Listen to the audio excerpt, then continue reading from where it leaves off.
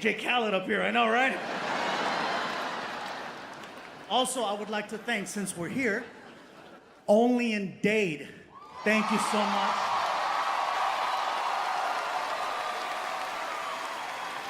If you know, you know.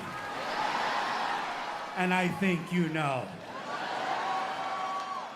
And also to my friends over at La Carreta for all the food. So, yes. Yeah, man.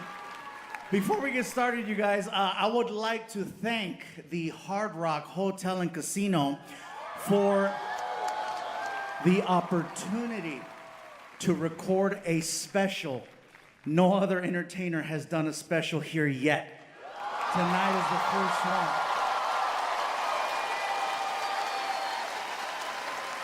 And it wasn't the Rolling Stones, it wasn't the Eagles. They trusted a comedian to make this happen, so I want to say thank you. Is anybody else staying here at the Hard Rock? Hey, me too. This is a beautiful hotel, and I'm not just saying that because my room is free. You know you're in a nice hotel and casino when you turn on your TV in your room and they have their own video. Like if you're staying here, you turn on the TV, you get this. Welcome to the Hard Rock Hotel and Casino.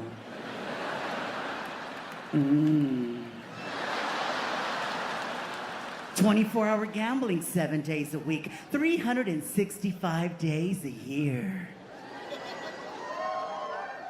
I'm sitting there like, why can't I stop watching this?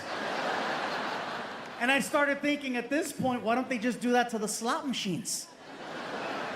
You know what I mean? Gambling's already shameless, might as well go all the way. You walk up to one of the little machines, pop in a 20.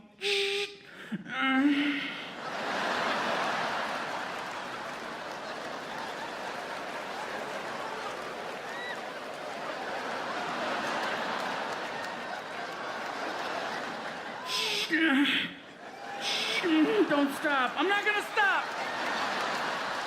People are walking by. What are you doing? Trying to get the jackpot. Yeah, man. I'm gonna start the show off tonight with a question. That's not normally how comedy shows happen, but I'm gonna start it off with the question. The question is, who here tonight has never heard of me up until tonight? 5. 2, 5. Okay, to those of you, the 5 of you, I say sorry. I know you got excited, you saw the ticket, you saw the last name, and then I walked out and you're like, Enrique got bigger.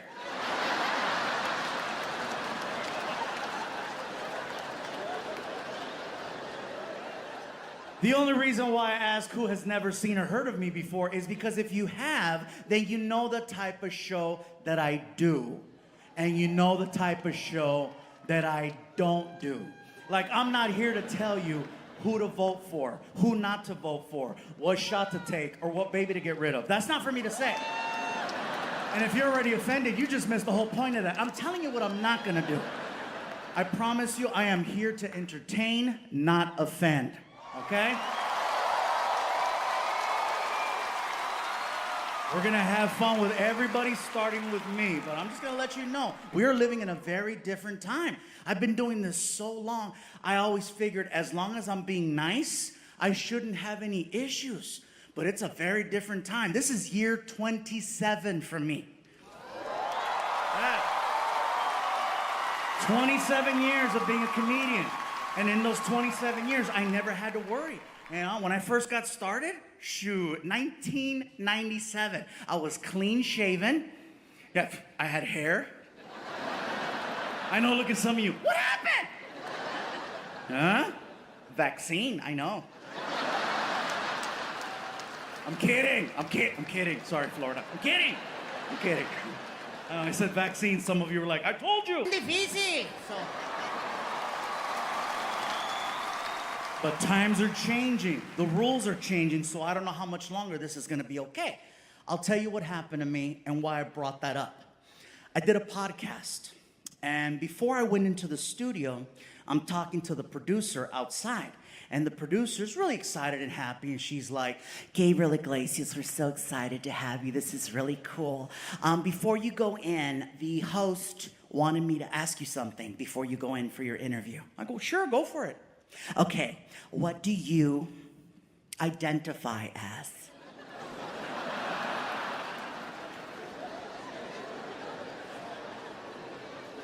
I wasn't sure how to answer that.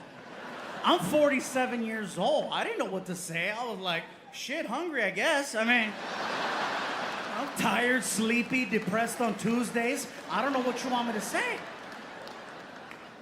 See, here's the thing. I knew what she was trying to ask me. I just wasn't trying to get involved in a conversation about something that has absolutely nothing to do with me.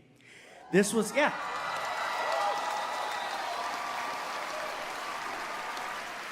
I felt like I was being baited because no matter how I answered that question, I was gonna find myself in an awkward situation. So, because for me, I was just like, let me just be funny. But nowadays, you can't just not answer the question because silence is seen as a problem. And I'm sorry if me not answering a certain question is considered a problem. I was brought up during a time where you were constantly told to mind your business.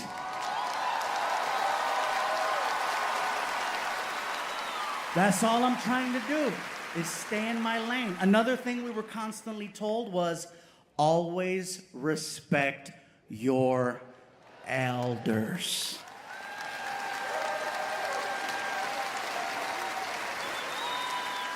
And no matter what generation you were from, that was at least the one thing we could always agree on until now. Now older people are seen as a problem.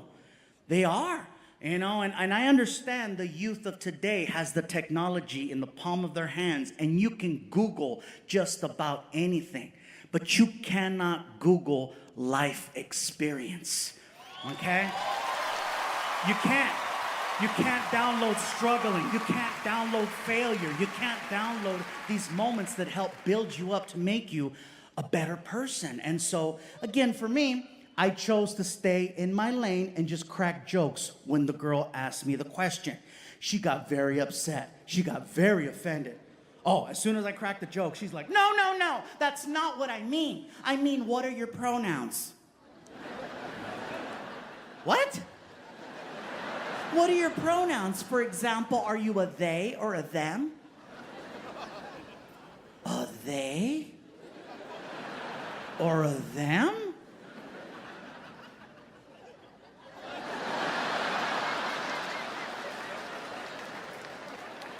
How fat am I? When did I stop being a it? Apparently, I ate myself into a plural. That's what happened.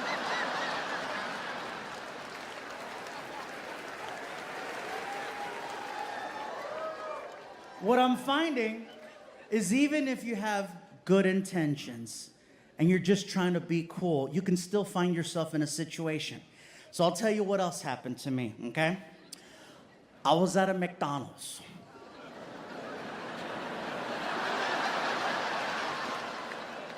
That's not even the joke, but okay. Already they're like, this is gonna be good. No. I was at a McDonald's by my house. The McDonald's by my house is actually a twofer. It's a McDonald's on the corner, and it's also a gas station. I got a big SUV. I knew it was gonna be a minute, so I said, let me go get some nuggets while I'm here. I still wanna go out. I still wanna have fun. I wanna make connections, but unfortunately, I don't trust people. I'm afraid. I can meet people really easy, but then I find out what they're up to, and that sucks. My heart is guarded now, super guarded. There's a wall, and then a wall, and then a wall, and a wall, and a wall, and a wall. I'm like the only Mexican who likes walls.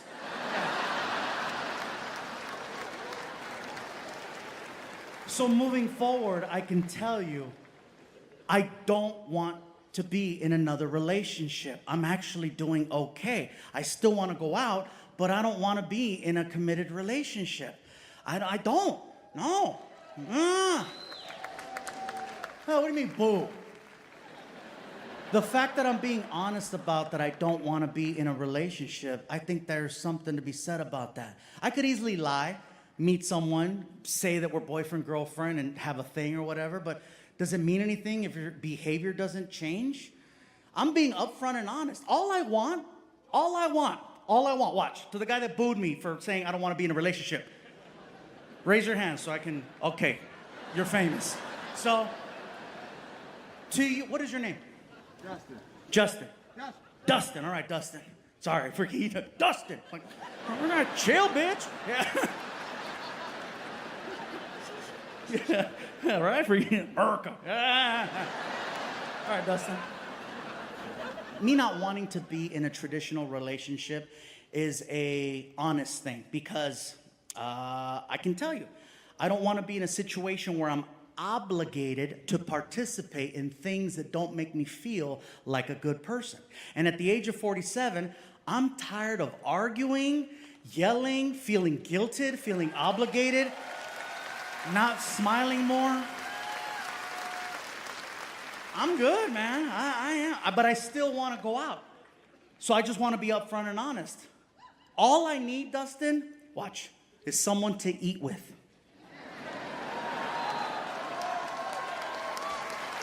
Someone to drink with. Someone to go to movies with. And someone to cuddle with. That's right. And they don't even got to be the same person.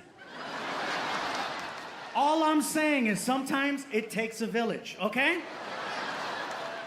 Dustin, I would love to tell a woman, hey, would you like to go see a movie? Yeah, let's go. And then we go. And after the movie's over, I go, what'd you think? It was good, right?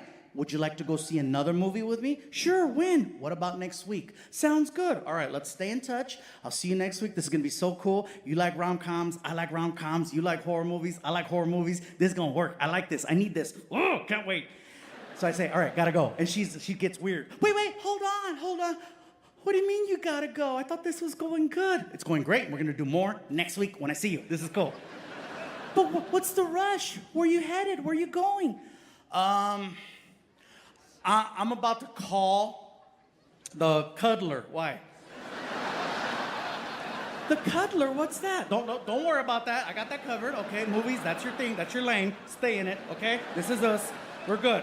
Solid. You're the movie girl, okay? Now, Dustin, I didn't tell her, but I'm gonna tell you.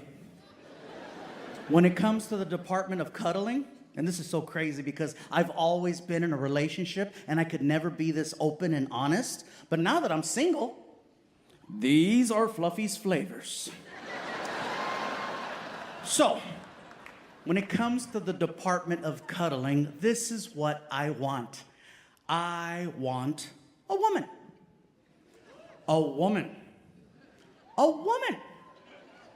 With original factory settings.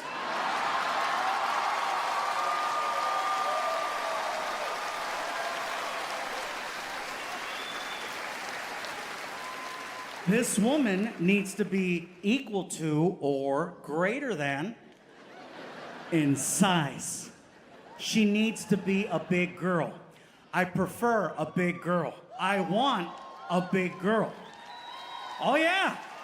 Oh yeah. This way we both can agree on the temperature of the thermostat. And only big girls know what I'm talking about. See, I'm a big boy, and as a big boy, I always run hot. Heat affects my mood. When I'm hot, Dustin, I become irritable, cranky, my anxiety goes through the roof. So for me to feel comfortable, I like to set the room to 68 degrees, okay? That's right. And only a big girl can truly appreciate that. Skinny women, not so much. And let me tell you, I am tired of disappointing skinny, cold women. Skinny, cold women are mean. They're mean.